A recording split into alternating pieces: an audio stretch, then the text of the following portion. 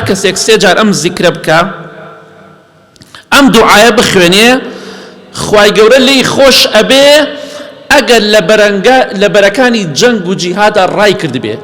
ڕاکردن لە جیهاد یەکێکە لە تاوانە زۆر گەورەکان لە حەدیثە هاتووە، لە قورئانشە باس کراوە. لە جیهادا تۆ ڕابکەیت و پشتەڵ بکەیت، جا ئەگەر لە جیهاد ڕات کرد بێ کە تاوانێکی زۆر گەورەیە، یەکێک لەو تاوانەیە کە ئینسان بە هیلاک دەدا، خوا لێت خۆشە بێت سێ جار ئەم زیکرە بخوێنە، دوایی کە گوێ لە وتارەکە دەگری بە جوانی لەبەریکە. ئەستەغفیر الله الذي لا إله إلا هو الحي القيوم وأتوب إليه. دڵی خوای گیان لێم خۆش بە. شەو ڕۆژ کەم یا زۆر گوناه و تاوان دەکەین، بۆیە پێویستمان بەوەیە زۆر ئەستەغفیر الله بکەین، چونکە ئەستەغفیر الله کردن، تەوبەکردن، گەڕانەوە بۆ لای خوای پەروەردگار هۆکارێکە، سەبەبێکە بۆ ئەوەی کە دڵمان خاوێن بێتەوە لە چڵکی گوناه و تاوان. بەڵام بڵێن ئەستەغفیر الله، نەک ئەستەغفیر الله. ئەستەغفیر الله نییە، ئەستەغفیر الله واتە خوایەکیان داوا دەکەم لە تۆ لێم خۆش بە، داوای لێ خۆشبوون لە تۆ دەکەم. هۆکارێکە بۆ پاکبوونەوەی دڵەکانمان، دڵە ژەنگاویەکانمان، دڵە خائیسەکانمان، دڵە ڕەشەکانمان بۆی خاوێن بێتەوە. خۆشەویستی خوا فەرمێ صلی الله علیه وسلم کاتێک کە ئینسانێکی ئیماندار گوناه و تاوان دەکات، بێباوەڕ دڵی ڕەش بۆ کۆتایی پیاتۆ، مەگە خوا هیدایەتی بدە. ئیماندار کاتێک کە گوناهێک دەکات دڵێکی هەیە، دڵێکی گەورەش نییە. ئەم دڵە نقطەیەک خاڵێکی ڕەش لەسەری دروستە بێ. هەموو گوناهێک نقطەیەک خاڵێکی ڕەش لەسەر دڵە بچووکەکەمان دروست دەکات. پێغەمبەری خوا فەرمێ صلی الله علیه وسلم ڕێمانی نیشان داوە چۆن دڵەکانمان خاوێن کەین و ئەو نقطە هەر چۆن بە قەڵەم ڕەساسێ بە قەڵەمدارێک شتێکە نووسی دوایی بە سولگیەک بە لاستیکە دەیسڕیتەوە. ئایا ئەم نقطەیە بە چی دەسڕێتەوە؟ نقطەیەکە هی گوناهە، دوو گوناه دوو نقطە، سەد گوناه سەد نقطە، سەد خاڵ. چۆن بیسڕینەوە؟ خۆشەویستی خوا فەرمێ صلی الله علیه وسلم ئەگەر ئەو ئینسانە لەو گوناهەی کە نقطەی لەسەر دڵی دروست کردووە ئەگەر تۆبەی کرد، وازی هێنا لە گوناهە، وەستەغفەرە، داوەشی کرد لە خوا لی خۆش بێت، بڵێ ئەڵێ خوایە لێم خۆش بە تاوانم کرد، سوقی لە قەلب بوو. پێغەمبەری خوا فەرمێ صلی الله علیه وسلم خاڵەکە نامێنێت، ڕەشیەکە لاچێت. ئەی ئەگەر بەردەوام بیت و ئەستەغفیر اللهت نەکرد، بەردەوام نقطە لە دوای نقطەدا ئەنرێت دڵت ڕەش ئەبێت. ئەو کاتە نە ئاەت تەئسیری دەکات، نە حەدیث، نە وتار، نە قورئان، نە هیچ شتێک. جا بۆی ئەگەر پێت خۆشە دڵت پاک بێ، پێویستە بەردەوام بڵێ خوایە لێم خۆش بێ. خواناسان وەک ئێمە نەبوون. خۆ ئەگەر ئێمە وەکو ئەوانشمان پێ نەکرێ، وەکو ئەوانشمان پێ ناکرێ، خۆ دەشتوانین خۆمان بشوبهێنین بەوان، چونکە خۆشوبهاندن بە خواناسان شەرەفە، شەرەفمەندی و ڕێز و حورمەت هەموو کەسێ پێی ناکا.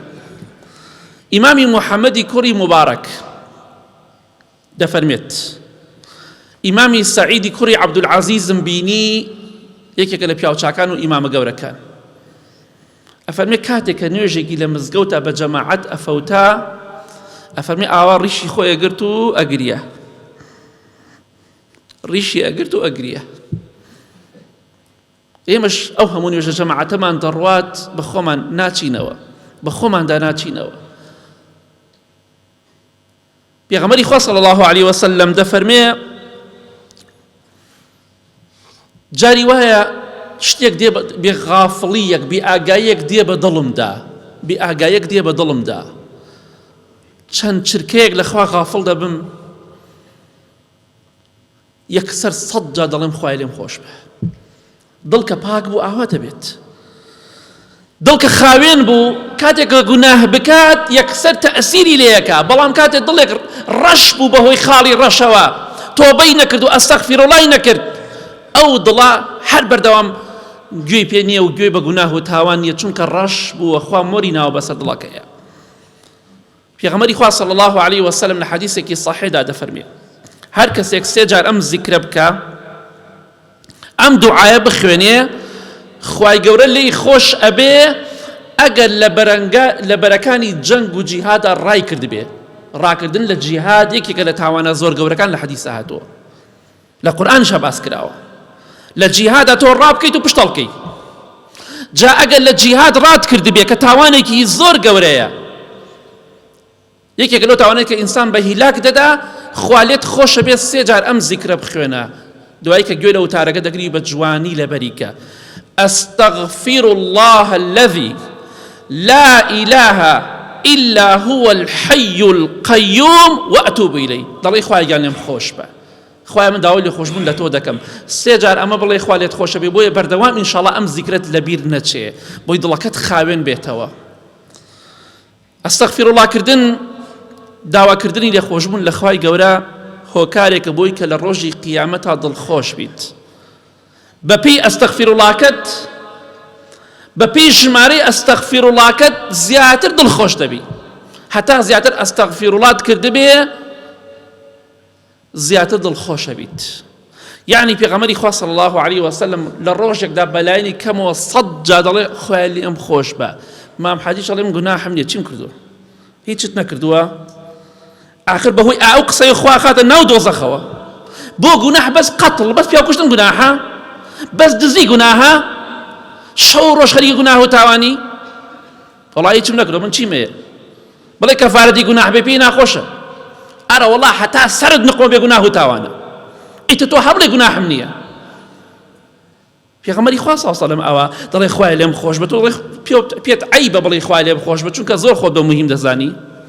ئەوە شەیتانە مامۆستاکەت، بۆی دەڵێ گوناح و تاوانم نییە. ئەگەر ئینسانێک لە دین تێبگا خۆی بە زۆر بە مجریم و تاوانبار دەزانێت، بەس ئینسانێکە لە دین تێ نەگەیشت دەڵێ گوناحم نییە، چیم کردووە؟ ئەوە بێئاگایی تۆیە لە دین، تەقوای تۆ نییە، بێتەقوای تۆیە کە تۆڵی گوناح و تاوانم نییە، چیم کردووە؟ ئەگەر پێت خۆشە دڵخۆش بی، نامەی کردەوەکانت لە ڕۆژی قیامەتا دڵخۆشت کە، زۆر بڵێ ئەستەغفیر الله، خوایە لێم خۆش بە، خوای داوا ئەکەم لێت لێم خۆش بە.